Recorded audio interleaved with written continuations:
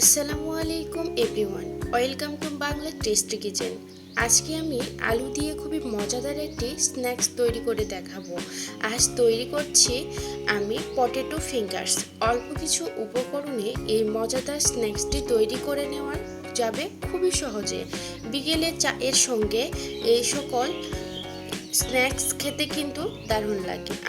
আমি আশা করছি আজকে আমার এই রেসিপিটি ভালো লাগবে আর সহজও লাগবে। তাহলে দেখে নেওয়া যাক কিভাবে তৈরি করতে হয় ক্রিসপি পটেটো ফিঙ্গার্স।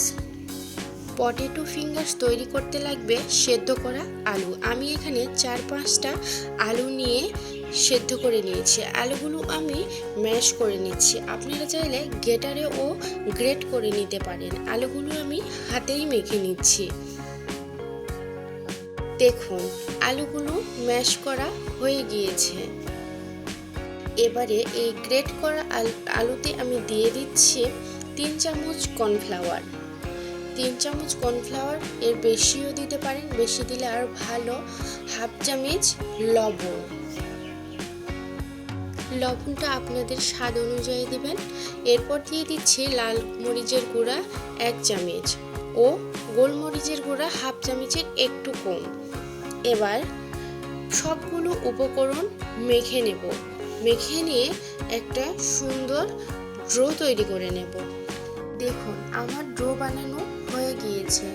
এবার এখান থেকে একটু ড্রো নিয়ে বেলনির সাহায্যে রুটির মতো শেপ দিয়ে নেব।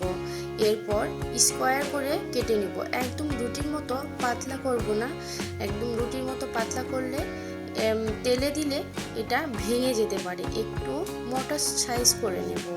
এরপর এটাকে ছোট ছোট করে কেটে নেব। এটাকে যত বেশি চিকন করে কাটা যাবে খেতে কিন্তু ততটাই স্পাইসি হবে। সবগুলো কাটা হয়ে গেলে একটা একটা করে আলাদা করে নেব। দেখুন, উঠাতে কিন্তু ভেঙে যাচ্ছে। আপনারা একটু আস্তে সাবধানে উঠিয়ে নেবেন। দেখুন, আমার কেটে নেওয়া শেষ। এবার এই ফিঙ্গার্সগুলোকে আমি ভেজে নেব। চুলায় একটি প্যান বসিয়ে পরিমাণ মতো তেল দিব। পরিমাণ মতো তেল দিয়ে তেলটা গরম হয়ে আসলে একটা একটা করে ফিঙ্গার্সগুলো দিয়ে দেব। একসাথে বেশি করে দেবেন না, এতে একটার সাথে আরেকটা লেগে যেতে পারে। এই পর্যায়ে চুলার আঁচ হাই মিডিয়ামের মাঝামাঝি রেখে ভেজে নেবেন। এক পার্ট হয়ে গেলে উল্টিয়ে দিতে হবে। দেখুন, এভাবে উল্টিয়ে পাল্টিয়ে ভেজে নেব। ফিঙ্গার্সগুলোকে একেবারে মুচমুচে করে ভেজে নেব। এটা ভাজতে কিন্তু আমার বেশি সময় লাগেনি, 4 থেকে 5 মিনিট লেগেছে। এখন এই ফিঙ্গার্সগুলোকে একটা ছাঁকনির সাহায্যে তেলটা ঝরিয়ে তুলে নেব। আমার মনে হয় এই পটেটো স্ন্যাক্সটা তৈরি করতে সময় লেগেছে 10 মিনিটের মতো। আশা করি আজকে আমার এই রেসিপি আপনাদের কাছে ভালো লেগেছে আর সহজও লেগেছে। আসলে এটা খেতে কিন্তু অনেক মুচমুচে ও মজাদার হয়।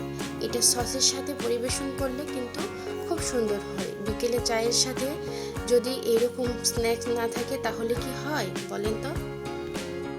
ভালো লাগলে বাসায় ট্রাই করবেন আর আমাকে জানাবেন কেমন হয়েছে। তাহলে আজকে এ পর্যন্তই। ভালো থাকবেন, সুস্থ থাকবেন। আল্লাহ হাফেজ।